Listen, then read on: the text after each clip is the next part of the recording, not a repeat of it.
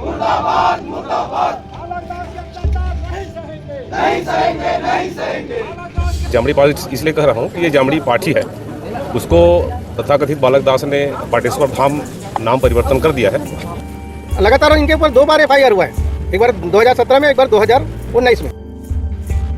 धार्मिक आस्था बनाम परंपरा का संघर्ष। पाटेश्वर धाम मंदिर को लेकर आदिवासी समाज और धार्मिक पक्ष आमने सामने। डोंडी लोहारा क्षेत्र के प्रसिद्ध धार्मिक स्थल मां कौशल्या धाम जामड़ी पाटेश्वर धाम मंदिर को लेकर इन दिनों माहौल गरमाया हुआ है। एक ओर जहां मंदिर के समर्थक इसे क्षेत्र की आस्था और भक्ति का प्रतीक मानते हैं, वहीं दूसरी ओर आदिवासी समाज खुलकर इसके विरोध में उतर आया है। आदिवासी समाज का कहना है कि संत बालक दास के खिलाफ अपराध पंजीबद्ध है, उसके बावजूद भी उन पर कोई कार्रवाई नहीं हुई और बाबा बालक दास द्वारा शासकीय जमीन पर कब्जा किया गया है और प्राकृतिक संसाधनों का दोहन किया जा रहा है। इस मंदिर के विस्तार और आसपास हो रहे धार्मिक निर्माणों से उनकी संस्कृति, सभ्यता और पारंपरिक जीवन शैली पर खतरा मंडरा रहा है। उनका आरोप है कि मंदिर परिसर का विस्तार करते हुए जंगल क्षेत्र और प्राकृतिक संसाधनों को नष्ट किया जा रहा है, जिससे उनकी आदिवासी पहचान और पर्यावरण दोनों को नुकसान पहुंच रहा है। वहीं मंदिर के समर्थकों का कहना है कि पाटेश्वर धाम आस्था का केंद्र है और यहाँ हो रहे निर्माण श्रद्धालुओं की सुविधा और धार्मिक पर्यटन को बढ़ावा देने के लिए है। उनका दावा है कि किसी की संस्कृति या पर्यावरण को नुकसान नहीं पहुंचाया जा रहा। मंगलवार को जब प्रदेश के मुख्यमंत्री विष्णुदेव साय कौशल्या धाम जामड़ी पाटेश्वर आश्रम में आयोजित शरद पूर्णिमा महोत्सव एवं श्रद्धांजलि सभा के अवसर पर यहां पहुंचे, तो यह विवाद एक बार फिर गहरा होते दिखा।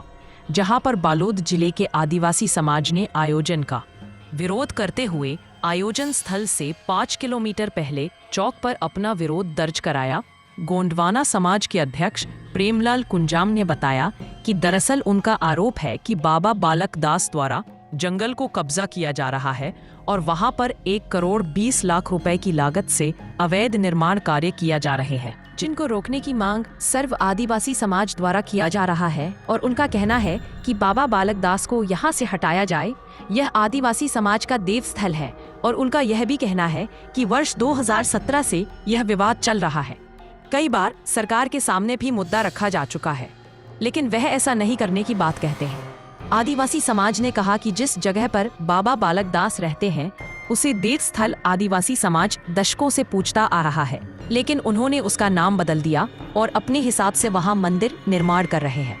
उन्होंने आरोप लगाया कि सरकार को यहाँ नहीं आना चाहिए, वह सरकार को बुलाकर अपनी बातें मनवाते हैं और आदिवासी समाज लगातार इसके खिलाफ प्रदर्शन कर रहा है और इस मुद्दे को जल्द से जल्द सुलझाना चाहिए। हमें हमारा देव स्थल वापस सौंप देना चाहिए ताकि शांतिपूर्ण ढंग से सारी व्यवस्थाएं संचालित हो सके। और जंगल जमीन की हम रक्षा करते हैं, लेकिन यहाँ पर दोहन हो रहा है। आज चूंकि माननीय मुख्यमंत्री छत्तीसगढ़ शासन का आगमन जामड़ी पाठ में हो रहा है, मैं जामड़ी पाठ इसलिए कह रहा हूँ कि ये जामड़ी पाठी है, उसको तथाकथित बालक दास ने पाटेश्वर धाम नाम परिवर्तन कर दिया है। क्योंकि ये मामला जैसा कि 2017 से चल रही है लगातार, जिसमें खासकर आदिवासी समाज इसमें प्रताड़ित हो रहे हैं। और चूँकि वो पारंपरिक सीमा जो है वो तुवेगोंदी ग्राम का है और तुवेगोंदी के पारंपरिक सीमा में वो स्थापित है। और चूँकि अगर हम जिस पारंपरिक सीमा में है उस सीमा का जो भी प्रचलित परंपराएं होती है उनका अगर हम निर्वहन नहीं करते हैं तो ये गलत माना जाता है। और जैसा कि इन्होंने और भी प्रशासन को धोखे में रखकर या दाग में रखकर जैसे गैर जरूरी निर्माण कार्य कराए हैं, जिसमें 1 करोड़ 25 लाख का निर्माण किया है, अवैध निर्माण, इसके खिलाफ भी हैं। और अभी पिछले दिनों 15 तारीख को ट्रस्ट के लिए मांग किए थे बालक दास के द्वारा, उसको माननीय SDM महोदय ने इश्तहार जारी करके हमें 26 तारीख तक का समय दिया था। हमने 25 तारीख को जिले में पहली बार सभी सर्वाधिक समाज के निचले स्तर से प्रदेश स्तर तक हमने लगभग 50 आपत्तियां दर्ज कराई हैं। उसकी अभी कंप्लीट रिपोर्ट जो हमारी प्रमुख उसमें महत्वपूर्ण मांगे हैं वो 9 तारीख को देंगे कि किस आधार पर उसे पट्टा दिया जाएगा और किस तरीके से वो वहाँ ट्रस्ट बनाएगा ये तमाम बातें हैं और भी बहुत सारे उनके खिलाफ FIR हुए हैं। परिचय मैं तुकाराम कोराम, अध्यक्ष सर्वआदिवासी समाज जिला बालोद। हम लोग छत्तीसगढ़ सर्व आदिवासी समाज जिला बालोद के द्वारा अचानक हम लोग इस बात को रख रहे हैं जिसका सूचना हम लोग कहीं दिए नहीं, और इसका सूचना तो लगातार 2017 से लगातार चल रहा है। कब से?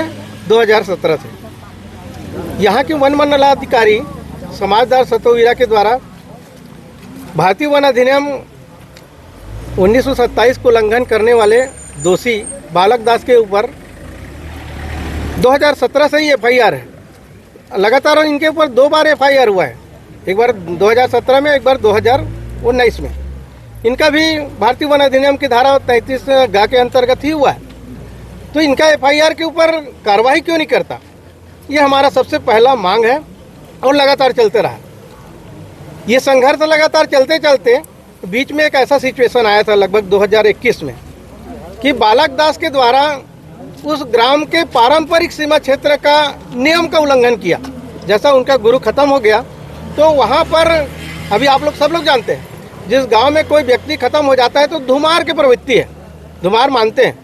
तो बालक दास को आकर के मिलने के बाद ये बता गया कि आपका गुरु अगर बाहर खत्म हो गया तो इस गांव के पारंपरिक सीमा क्षेत्र में रहने के कारण आपको धुमार का पालन करना है।